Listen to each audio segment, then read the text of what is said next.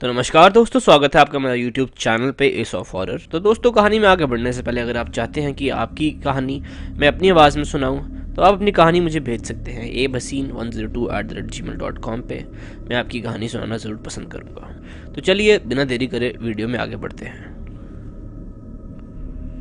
यह मेरे साथ वर्ष 2014 जुलाई सितंबर के बीच में हुआ था।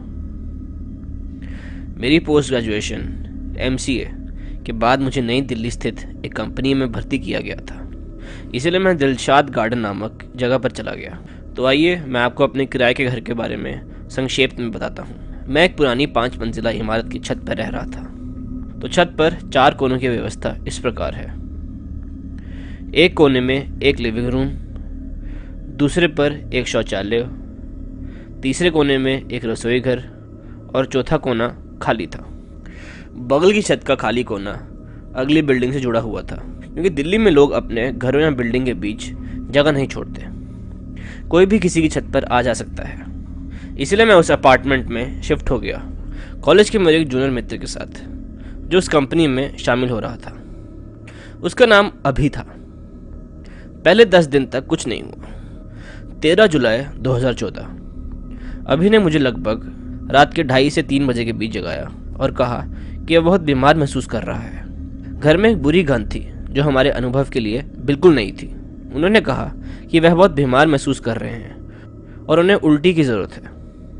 हमने सोचा कि यह एक प्राकृतिक घटना है जो शायद जगह के चेंज होने की वजह से हो रही है, लेकिन बाद में कुछ अजीब घटनाएं घटी जिन्होंने हमें अंदर से परेशान कर दिया। 25 जुलाई 2014 हम शाम को अपने कार्यालय से वापस आए और देखा कि हमारे कपड़े फर्श पर बिखरे हुए थे, जो सभी हुक से लटक रहे थे। कपड़ों को अच्छी तरह से देखने के बाद हमें एहसास हुआ कि अधिकांश शर्ट कॉलर से फटी हुई है। इसके अलावा रसोई क्षेत्र में बल्ब फट गया था। पहले हमने सोचा कि यह कोई चोरों का काम है, लेकिन ऐसा कोई रास्ता नहीं था कि चोर बंद कमरे में बिना ताला तोड़ा घुस जाए। और यहाँ तक कि कुछ भी गायब नहीं था। 13 अगस्त 2014 अभी के पिता हमारे घर आए। हम तीनों सो रहे थे। रात को करीब 1:45 बजे अचानक फिर अभी ने मुझे जगाया और कहा, अरे वो सुनो। मैंने सबसे पहले उसके पिता को देखा और देखा कि वह हमारे कमरे से आ रही आवाज़ को बहुत ध्यान से सुन रहे थे। कमरे का वह खाली हिस्सा, आवाज़ ऐसी थी जैसे कोई अपने जूते फर्श पर घसीटते हुए धीरे धीरे चल रहा हो। हम सभी को वही दुर्गंध आ रही थी, लेकिन वहाँ किसी को नहीं देखा। अगले दिन अभी के पिता ने हमें बताया कि वह 2 दिन बाद जा रहा है, क्योंकि उसने पहले से ही ट्रेन बुक कर लिया है और हमें एक और कमरा किराए पर लेने के लिए कहा। उस विशिष्ट सप्ताहांत पर हमने दूसरी जगह एक और फ्लैट बुक किया था। महीने से पहले शिफ्ट नहीं हो सकते थे, क्योंकि नए फ्लैट का मालिक अगले महीने उस घर से शिफ्ट हो जाएगा। अगले 29 दिनों तक कुछ नहीं हुआ, लेकिन जिस दिन हम उस घर को छोड़ने जा रहे थे उससे पहले की रात मेरे जीवन में एक डरावनी रात थी। 14 सितंबर 2014 हमने अपने नए फ्लैट में शिफ्ट होने के लिए अगले दिन के लिए अपना सारा सामान पैक कर लिया।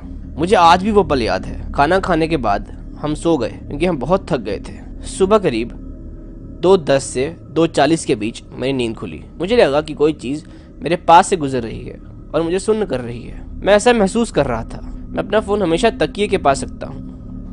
मैंने अपने मोबाइल से टॉर्च जलाई। यह काली पारदर्शी हवा का एक समूह था। मैंने अभी को देखने के लिए अपनी टॉर्च घुमाई। मैं बहुत डरा हुआ था। मैंने अपने फ़ोन की तेज़ रोशनी में कुछ देखा। एक काली छाया थी जिसमें कमरे के कोने में एक मानव की संरचना दिखाई दे रही थी। और हम दोनों नहीं जानते कि मोबाइल की लाइट चालू होने से पहले ही अभी उस दिशा में क्यों देख रहा था जहाँ परछाई थी। हमने उस कमरे से बाहर निकलने का फैसला किया। सुबह के 3 बज चुके थे। सूर्योदय होने में 1 से 1.5 घंटे का समय लगेगा। हम सूर्योदय तक 2 घंटे छत पर घूमते रहे। बाद में हमने पाया कि वॉशरूम, किचन और जिस कमरे में हम रुके थे वहाँ के सभी बल्ब फट गए हैं। हमने मालिक को पहले ही बता दिया था कि हम 14 सितंबर 2014 को जा रहे हैं। उन्होंने कोई बाधा नहीं डाली। हमने वह घर छोड़ दिया। इसके 5 महीने बाद अभी ने दिल्ली छोड़ दी, क्योंकि उसे चेन्नई में अन्य कंपनी में जॉब मिल गई थी। एक सप्ताहांत में मैं अंतिम निपटान के संबंध से कुछ दस्तावेजों के लिए अपनी पिछली इमारत के मालिक के पास गया। मैं उस घर के बारे में बहुत उत्सुक था। मैं जानना चाहता था कि वहाँ पहले क्या हुआ था। मैंने उससे सीधा पूछा, लेकिन वह विषय से भटकते रहे। कुछ बातचीत के बाद मैं इमारत से बाहर चला गया। बाहर जब मैं गेट से बाहर निकल रहा था तो पीछे से आवाज़ आई। मैं रुक गया। एक अधेड़ उम्र का आदमी मेरे पास आया। उसने मुझसे पूछा, क्या तुमने इस इमारत के छत वाले कमरे को छोड़ दिया? मैंने कहा, हाँ। तो वो आदमी बोला, क्या ताहिर ने आपको कमरे के बारे में बताया था? ताहिर मेरे मकान मालिक का नाम था। मैंने बोला, क्यों, उस कमरे में क्या हुआ? तो वो आदमी बोला, मैं भी उसी इमारत में रहता हूँ, लेकिन दूसरे विंग में। मैं छत वाले घर पर रहता हूँ जो आपके घर से जुड़ा हुआ है। हमें पता था कि उस घर में आपसे पहले भी कई लोग रहते थे और कोई भी वहाँ 3 महीने से ज़्यादा नहीं रुक पाया। कई साल पहले उस घर में कुछ अजीब हुआ था। ताहिर का एक बड़ा भाई था जो सेरेब्रल पॉल्सी का मरीज था। यह कमरा उन्हें उनकी मृत्यु तक आवंटित किया गया था और जहाँ तक हम जानते हैं उनकी मृत्यु स्वाभाविक नहीं थी। मैंने पूछा, आपने मुझे बात पहले क्यों नहीं बताई? उन्होंने बोला, मैं एक बिस्किट फैक्ट्री में सेल्स एग्जीक्यूटिव के रूप में काम करता हूँ। जब आप उस कमरे में शिफ्ट हुए तो मैं पंजाब में पोस्टेड था और जब मैं वापस आया तो तुम बहुत पहले जा चुके थे। यह खबर मुझे दूर पड़ोसियों से मिली। कोई भी किसी के मामले में नहीं पड़ना चाहता। शायद यही कारण था कि अन्य पड़ोसियों ने आपको उस कमरे के बारे में कुछ नहीं बताया। अच्छा हुआ कि आपने वह घर छोड़ दिया। चलिए दोस्तों, अब बढ़ते हैं अपनी दूसरी कहानी की तरफ। यह तब हुआ था जब मैं 15 साल का था और हाल ही में अपनी कोचिंग पूरी करने के लिए कोटा आया था, क्योंकि मैं नीट का अभ्यर्थी था। अपनी किशोर अवस्था में मैं बहुत लापरवाह था और अपने स्वास्थ्य के बारे में परवाह नहीं करता था और कभी भी आध्यात्मिक चीज़ों पर विश्वास नहीं करता था। मैं दूसरी मंजिल पर एक अच्छे हॉस्टल में रहता था जो एलियन सेवल के पास था। यह एक सामान्य गर्मी का दिन था जिसमें आप कूलर या एसी के बिना नहीं रह सकते। शाम को लगभग 4 बजे बिजली चली गई और तब से जनरेटर काम कर रहा था और लगभग 9 बजे के करीब जनरेटर भी ख़त्म हो गया और बिजली आने का कोई संकेत नहीं था। मैं और मेरे 3 दोस्त तीसरी मंजिल की ओर जाने वाली सीढ़ी पर बैठे थे। जैसे जैसे समय बीतता गया हम बातें करते रहे और गपशप करते रहे। हम में से कोई भी थक नहीं रहा था क्योंकि सीढ़ियों के ठीक ऊपर एक खिड़की थी जिससे काफ़ी अच्छी ठंडी हवा आ रही थी। इसलिए हम में से किसी को भी अपने कमरे में जाने की जल्दबाजी नहीं थी। इसीलिए हम में से किसी को भी अपने कमरे जाने की जहमत नहीं उठानी पड़ी। आखिरी बार मेरे जांच का समय 1:08 थे और लगभग 1 घंटे के बाद हमें लगा कि कोई तेज़ी से सीढ़ियों से नीचे उतर रहा है और लगभग 1 घंटे के बाद हमें लगा कि कोई तेज़ी से सीढ़ियों से नीचे उतर रहा है। मेरे एक मित्र ने मजाक में कहा, ओहो, किसी से मिलने की जल्दी है। एक तरह की परेशानी, और हमने उसका मजाक उड़ाकर उसे और भी बदतर बना दिया। इसलिए हम भी उस व्यक्ति की जांच करने के लिए नीचे पहुंचे और हमारे वार्डन सीढ़ी के अंत में एक कुर्सी पर बैठा था। हमने उससे पूछा, क्या कोई अभी जल्दबाजी में नीचे आया है? तो उसने उत्तर दिया, बेटा, कोई नहीं आया है। फिर उस घटना के 1 हफ्ते बाद शनिवार की रात थी। इसलिए मैं देर से पढ़ रहा था क्योंकि अगले दिन कोई कोचिंग नहीं थी। वह 3:30 बजे थे और जब मेरे पास पीने का पानी ख़त्म हो गया, इसलिए अपनी पानी की बोतल भरने के लिए मैं बाहर चला गया। प्रत्येक मंजिल पर गलियारे के मध्य में एक वाटर कूलर था। इसलिए मैं खड़ा था और अपने बोतल में पानी भर रहा था कि अचानक मुझे ठंडक महसूस हुई, जिसने मुझसे कहा कि अनय, कुछ भी हो जाए पलटना मत। मुझे ऐसा लग रहा था कि मेरी जान खतरे में है और मैं ज़रूर मर जाऊंगा। मैंने अपनी आंखें बंद कर ली और हरि का नाम जपना शुरू कर दिया। धीरे धीरे अनुभूति ख़त्म होने लगी और मैं अपने कमरे में वापस चला गया। उसके बाद मैंने वह हॉस्टल छोड़ दिया और असाधारण चीज़ों पर विश्वास करने लगा। मैंने इसके बारे में तब तक किसी को नहीं बताया जब तक कि 1 साल बाद मैं अपनी नानी से मिलने नहीं गया। जब उन्होंने मुझसे पूछा कि मेरा छात्रावास जीवन कैसा था और तब मैंने उन्हें बताया कि क्या हुआ, मेरी नानी ने मुझे बताया कि वह तुम्हारी आत्मा थी जो मुझे खतरे के बारे में बता रही थी और उन्होंने कहा कि भविष्य में भी अपनी आत्मा की बात सुनो। यहाँ तक कि जब मैं इसे लिख रहा हूँ तो मैं इसे इतनी स्पष्टता से याद रख पा रहा हूँ कि मानो कल की ही बात हो। तब से मैंने अपनी आंतरिक भावनाओं पर भरोसा करना शुरू कर दिया है और फिर कभी इस पर सवाल नहीं उठाया। उसके बाद भगवान का धन्यवाद कि वैसा कुछ नहीं हुआ। और मैं लोगों से यही कहना चाहता हूँ कि अगर आपके अंदर से आपको कोई आवाज़ आए तो आपको उस पर पूरा भरोसा करना चाहिए और उस पर बिल्कुल भी शक नहीं करना चाहिए। तो दोस्तों, अगली कहानी 3 दोस्तों की है, हर्ष, मोहन और विवेक। राजस्थान के एक छोटे से गांव आए थे। वो लोग अपने काम के सिलसिले से यहाँ आए थे। अपने कारोबार के लिए यहाँ फैक्ट्री डालना चाहते थे क्योंकि इस गांव में ज़मीन और मजदूर दोनों ही बहुत सस्ते थे। उस गांव में विवेक ने होटल सोलफुल में रुकने का इंतज़ाम किया था। होटल सोलफुल एक छोटा सा होटल था। जैसे ही वो लोग होटल पहुँचे तो उन्होंने देखा कोई स्टाफ ही नहीं था, बस वॉचमैन के नाम पर एक बूढ़े से चाचा बैठे थे जो अपनी बीड़ी पी रहे थे। हर्ष और मोहित दोनों ही विवेक को डांटने लगे क्योंकि होटल बुक करने की जिम्मेदारी विवेक की थी और वह होटल बिल्कुल वीराना लग रहा था। कि बातों को सुनते हुए वो वॉचमैन चाचा हंसते हुए इन तीनों को पास आए और उनसे पूछने लगे कि क्या वो होटल में रुकने वाले हैं। उन तीनों ने सर हिलाकर हाँ कहा और चाचा ज़ोर ज़ोर से हंसने लगे। हंसते हंसते ही फिर उन्होंने चलना शुरू कर दिया। कुछ गुनगुनाते हुए वहाँ से चले गए। उन तीनों ने वॉचमैन चाचा को पागल समझकर उनकी बात पर ध्यान नहीं दिया। तभी रिसेप्शन पर एक आदमी आया, एक लंबा सा घनी दाढ़ी वाला आदमी। उसने उन्हें रूम की चाबी दे दी। वो लोग ऊपर कमरे में गए। उन्होंने अपना सामान रखा और कुछ देर आराम करने लगे। हर्ष को अचानक प्यास लगने लगी और कमरे में पानी नहीं था। हर्ष जैसे ही पानी लेने कमरे से बाहर निकला, उसे पायल की झंकार सुनाई दी। ऐसी आवाज़ जैसे कोई पायल पहन भाग रहा हो। हर्ष डर गया। उसको ये बात बेहद अजीब लगी क्योंकि उसको होटल में कोई और नज़र नहीं आ रहा था। अब उसके फ्लोर के लास्ट कोने से पायल की आवाज़ के साथ साथ एक लड़की के हंसने की आवाज़ भी आने लगी थी। हर्ष उस आवाज़ के पीछे जाने लगा तो तभी उसके कंधे पर किसी ने हाथ रखा और हर्ष चीख पड़ा। पीछे रिसेप्शनिस्ट पानी लेकर खड़ा था।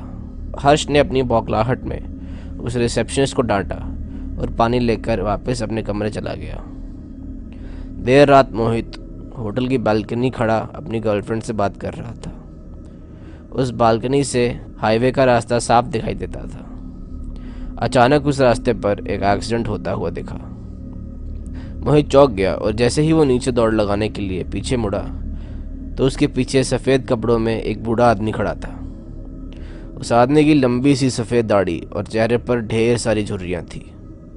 मोहित उस आदमी को देखकर घबरा गया क्योंकि वो आदमी सिर्फ हाईवे की तरफ देखकर मुस्कुरा रहा था।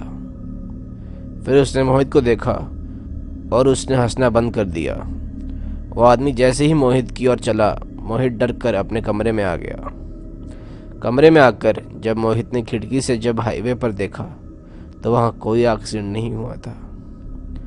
अगले दिन तीनों फैक्ट्री की साइट देखने निकले, लेकिन गाड़ी शुरू होकर थोड़ा आगे बढ़ी ही थी तभी बंद हो गई। साइट पर जाने के लिए कोई बस या सवारी भी नहीं थी। तो इन तीनों ने रिसेप्शनिस्ट को कॉल करके पूछा तो उसके कहने पर एक मैकेनिक को बुलाया। 3 घंटे बाद जब मैकेनिक आया तो उसने गाड़ी को थोड़ी देर देखा और कहा कि गाड़ी को वर्कशॉप ले जाना पड़ेगा। वो दोनों मैकेनिक के साथ ही उस गाड़ी में चले गए और साइट पर उतर गए। साइट देखते देखते शाम हो गई थी। उनको मैकेनिक का कॉल आया कि उनकी गाड़ी पूरी तरह से बिगड़ चुकी है और वो कब तक बनेगी कहा नहीं जा सकता। अब उन्होंने वापस जाने के लिए एक ट्रक वाले से बात की और उस ट्रक वाले को होटल पर खाने का लालच दिया, लेकिन जब उन्होंने उस ट्रक वाले के सामने होटल सोलफुल का नाम लिया तब वो ट्रक वाला बेहद घबरा गया। उस ट्रक वाले ने उन्हें बताया कि उस होटल में भूतों का बसेरा है। उसने कहा कि होटल सोलफुल एक कब्रिस्तान के ऊपर बनाया गया था। एक नहीं बल्कि 100 से भी ज़्यादा भूत है वहाँ और इसलिए वहाँ कोई भी नहीं जाता। हर्ष और मोहित के साथ हुए हादसों ने सोचने पर मजबूर तो किया, पर विवेक भूत प्रेत ऐसी चीज़ों में नहीं मानता था। उसने बात रफा दफा कर दी और ट्रक ड्राइवर से कहा कि वो उन्हें होटल से थोड़ी दूर उतार दे। बहुत मनाने के बाद वो ट्रक वाला मान गया और वो तीनों जैसे तैसे होटल पहुंचे। देर रात हो चुकी थी। और तीनों कमरे में आराम कर रहे थे। विवेक भी लेटे लेटे अपने फ़ोन से खींची फ़ोटो देख रहा था, लेकिन अचानक वो उठकर बैठ गया। ऐसा लग रहा था जैसे उसके होश ही उड़ गए हों। उनकी तस्वीरों में उनके ही कैमरे में बहुत सारे बच्चे दिखाई दे रहे थे। वो बच्चे शायद उस होटल में बसे भूत ही थे। विवेक का पूरा शरीर ठंडा पड़ गया। उसने हर्ष और मोहित को जब फ़ोटो के बारे में बताया तो वो तीनों बहुत घबरा गए। वो उस होटल के रिसेप्शनिस्ट को ढूंढते हुए नीचे आए, लेकिन उस आदमी का नामो निशान नहीं था। वहाँ उन्हें वो बूढ़े चाचा बैठे हुए मिले। उन्होंने सब उन बूढ़े चाचा को बताया। उस बूढ़े चाचा ने हंसते हुए कहा कि जब वो होटल के अंदर आए थे तो 4 आत्माएं उनकी गाड़ी के ऊपर बैठी हुई थी। उन्होंने बताया कि होटल सोलफुल में पिछले 20 साल से भूतों का बसेरा है।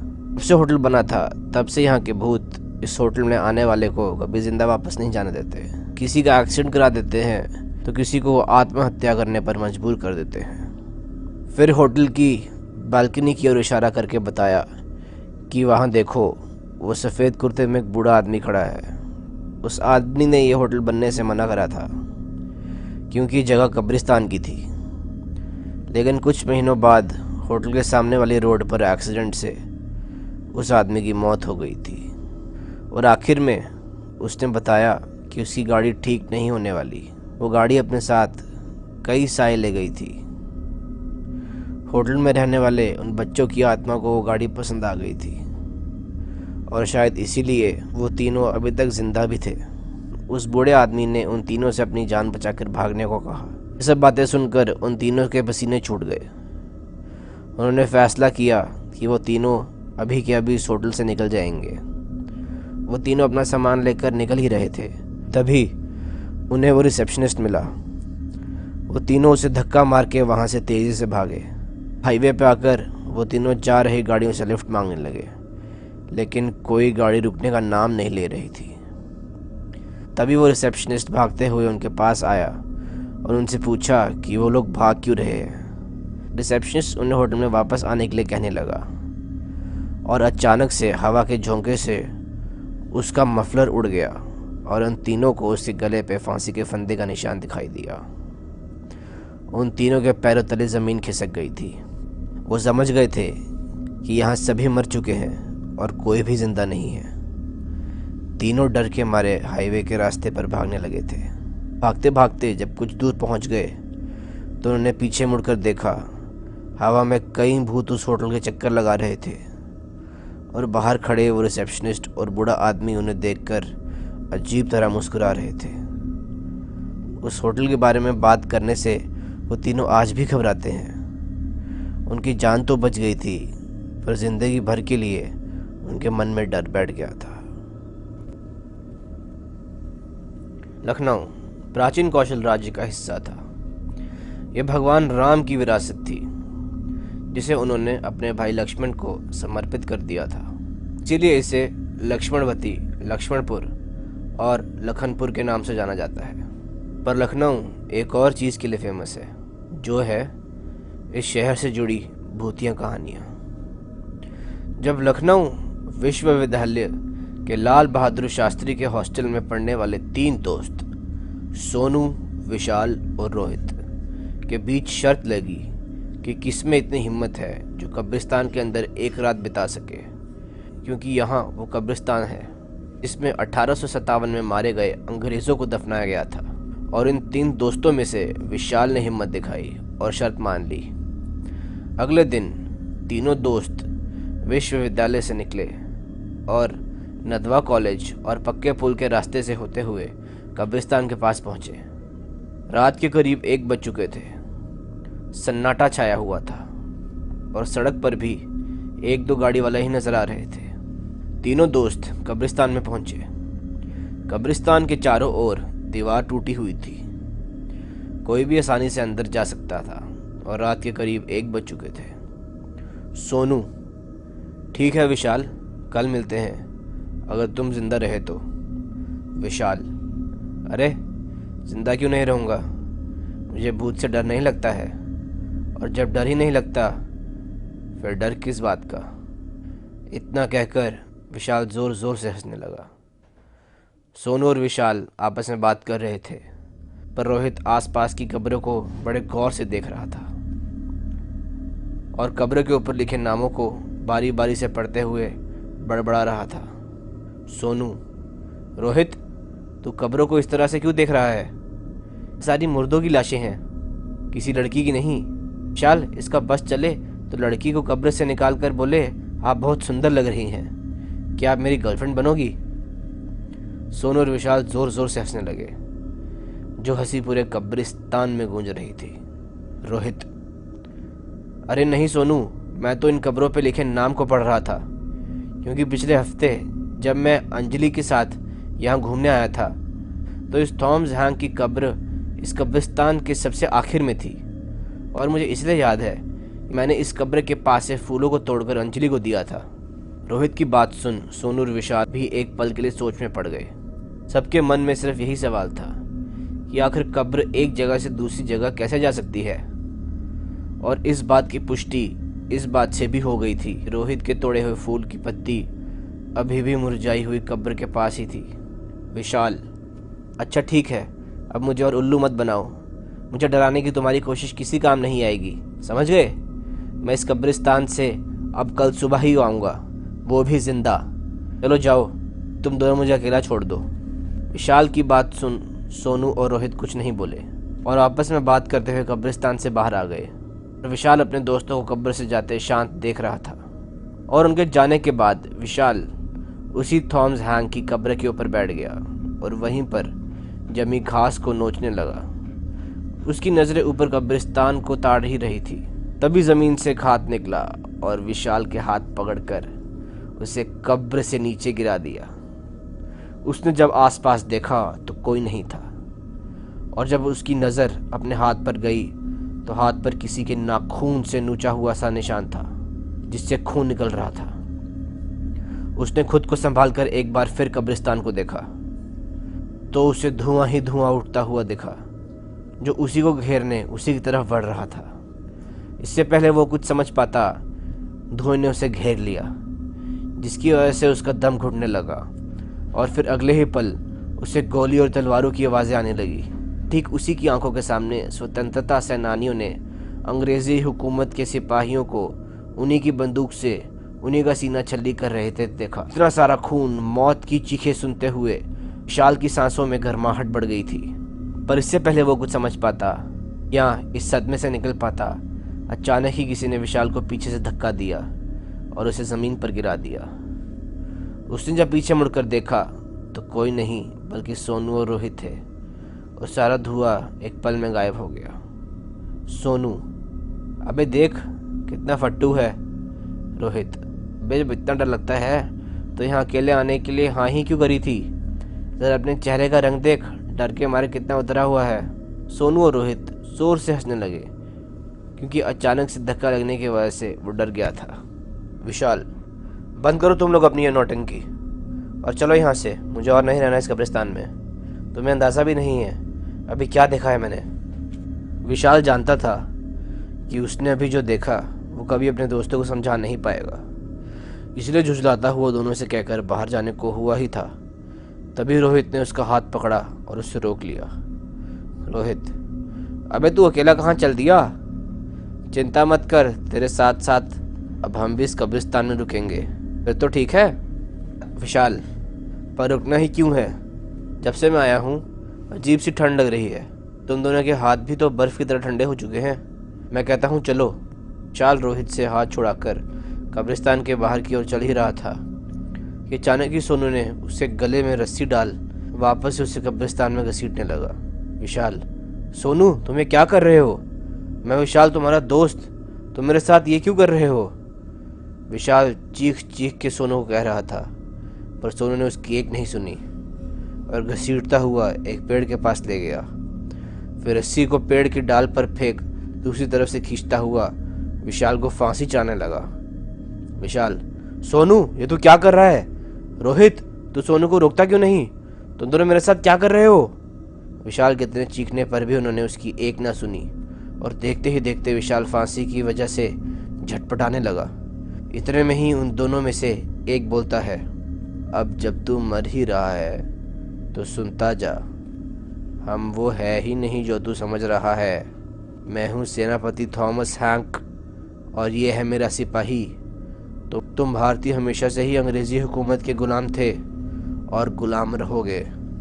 इतना कहकर उन दोनों का शरीर धीरे धीरे अंग्रेजी हुकूमत के सिपाहियों की पोशाक से ढक गया। इनकी आंखों के सामने विशाल फांसी पर लटक तड़प रहा था। विशाल के इतना तड़पने पर भी उन सिपाहियों को चैन नहीं आया। उन्होंने अपने हाथ में पकड़ी बंदूक और तलवार से विशाल के शरीर को छल्ली करना शुरू कर दिया, जिससे विशाल की मौके पर ही मौत हो गई।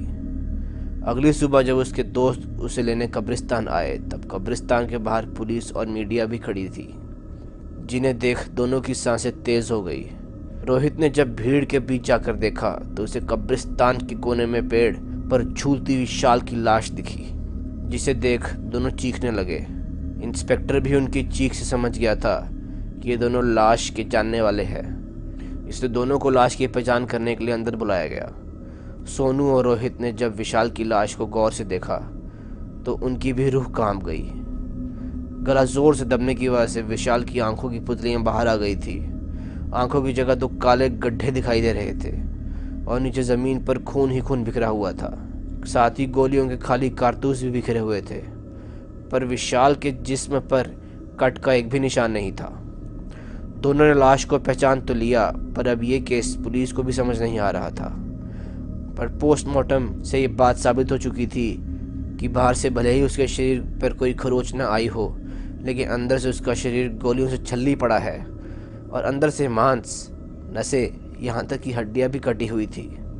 बहुत जांच पड़ताल के बाद भी केस कभी नहीं सुलझा और कुछ साल बाद सोनू और रोहित की लाश भी उसी रहस्यमय तरीके से उसी पेड़ पर फांसी पर लटकी मिली। पोस्टमार्टम रिपोर्ट में भी वही लिखा था जो विशाल की रिपोर्ट में लिखा था। शरीर पर एक भी कट के निशान नहीं, पर अंदर जिस्म गोलियों से छल्ली हुआ पड़ा था और तलवार से मांस के साथ हड्डियां भी कटी हुई थी। और आज भी इस केस की फाइल लखनऊ के एक थाने में धूल खा रही है। लेकिन अब वक्त बदल चुका है। सरकार ने कब्रिस्तान के चारों ओर दीवारें बना दी हैं और लाइट की सुविधा कर दी है। अब यह रोड रात भर चलती है, लेकिन आज भी तमाम रोशनी और लाइट के होने के बावजूद लोग उस कब्रिस्तान में जाने से डरते हैं। तो दोस्तों, मुझे उम्मीद है कि आपको कहानियाँ पसंद आई होगी। ऐसी और कहानियाँ सुनने के लिए इस वीडियो को लाइक करें और मेरे चैनल को सब्सक्राइब करें। मिलते हैं अगली वीडियो में कुछ और डरावनी कहानियों के साथ।